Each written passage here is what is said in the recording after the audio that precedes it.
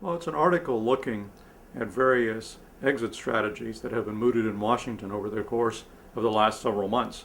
There's a strong desire in Washington to start pulling American troops out of Iraq, and yet there's a great deal of fear about the consequences of a precipitate pullout. And so, therefore, various politicians and policy analysts have been presenting options under which we could downsize our troop presence in Iraq and still achieve most of our essential objectives.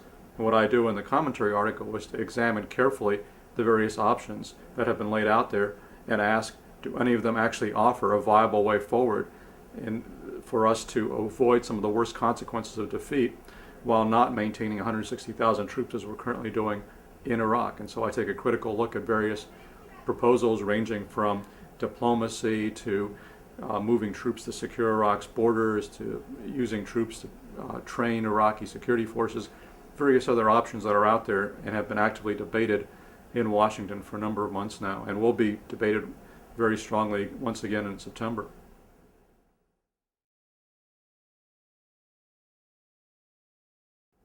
I view the wars in Iraq and Afghanistan, much as I view the Pacific and European theaters of operation in World War II, as separate theaters, but as the same larger struggle. In the case of World War II against fascism and Nazism, now against Islamic fascism, against jihadism, against extremism that leads to terrorism.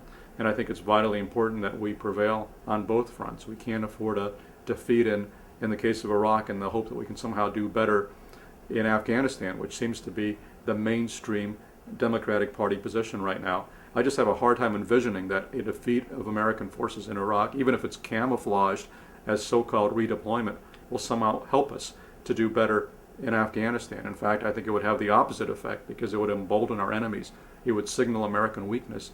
It would lead them to keep attacking us because they know that a few car bombers can chase us out of a large country. And so what's their incentive to stop doing that? In fact, I think if we were to pull out of Iraq anytime soon, what you would see is that Al-Qaeda would transfer a lot of the resources which they are now pouring into Iraq into attacking American forces in Afghanistan and also probably into increasing their activities in Pakistan, both of which are very worrisome eventualities that we have to think long and hard about.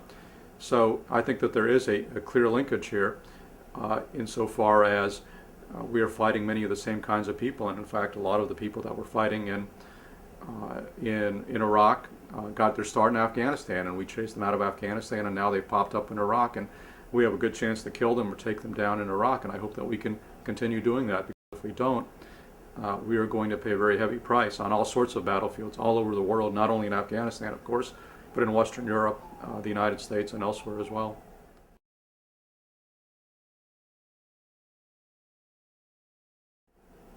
It's a good question. I think Iran and Syria are at war with us, and why we're not at war with them is a little bit of a mystery. It's been a one-sided war that they're waging against us, and this is not new, I might add.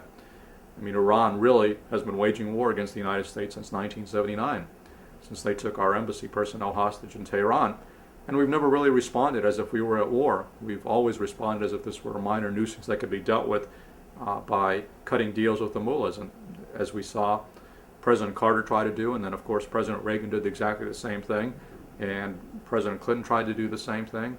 We've never really responded in a way commensurate with their acts of war, and that's still true even to this day.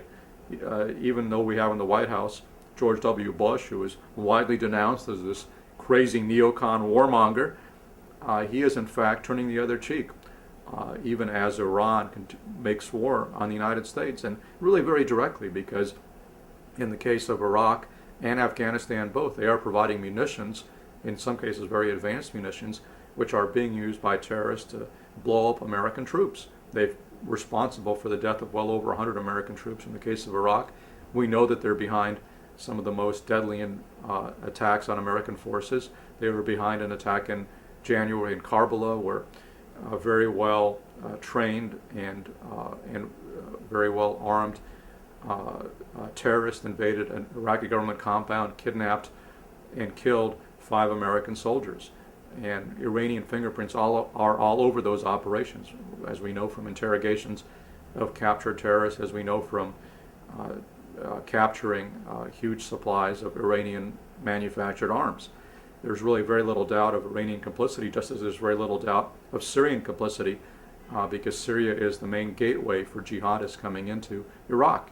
And we know that 80 to 90% of the suicide bombers in Iraq are not Iraqis. They're coming from other parts of the world, primarily the Arab world, and almost all of them are infiltrating through Syria. And Syria claims not to know anything about this, which is a little bit hard to believe because it is, after all, a police state. And if you go around muttering bad things about Bashar al-Assad in Syria, you get locked up in jail. So it's hard to believe that you can plan and execute jihadist operations without the Syrian security services knowing all about it. Just as it's impossible to believe that the Iranian Revolutionary Guard, their Quds force, can be supplying advanced munitions to terrorists in Iraq or Afghanistan without the senior Iranian leadership knowing all about it. And yet, even as the facts have been laid out, we choose to look the other way and not to take serious action to dissuade them from continuing to attack us. Now, to me, this is just a mystery.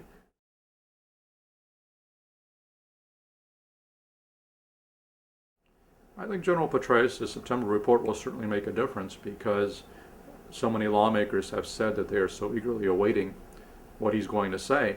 But I think that they are fooling themselves if they think that he is going to provide definitive word and say that the surge has succeeded or the surge has failed.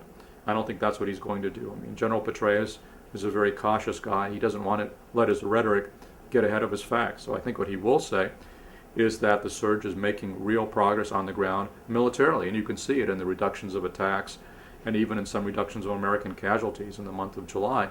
So there is real progress you can point to, but at the same time, there's an awful long way to go, and in particular on the political front, there has not been a lot of political progress in Baghdad. There has been political progress, I might add, at the grassroots level in Anbar province and Diyala province and elsewhere, where a lot of the tribal elders are suddenly coming over to the government and to the American-led coalition. But there certainly has not been the kind of progress anybody would want on Sunni Shiite Kurdish reconciliation in Baghdad. There hasn't been passage of the oil wealth sharing law or other vital pieces of legislation. And so I think his report will be a balanced one that will cite both the progress and the challenges that remain.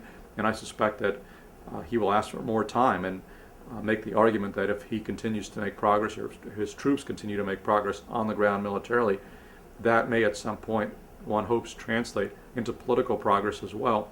So I think he will offer a mixed report, and how people interpret it will be based largely on where they're coming from initially. Democrats will start pointing to all the signs that we haven't made enough progress, to all the problems that remain, whereas Republicans, by and large, will point to the progress that has been made and suggest that we can overcome the remaining difficulties if we just give General Petraeus more time.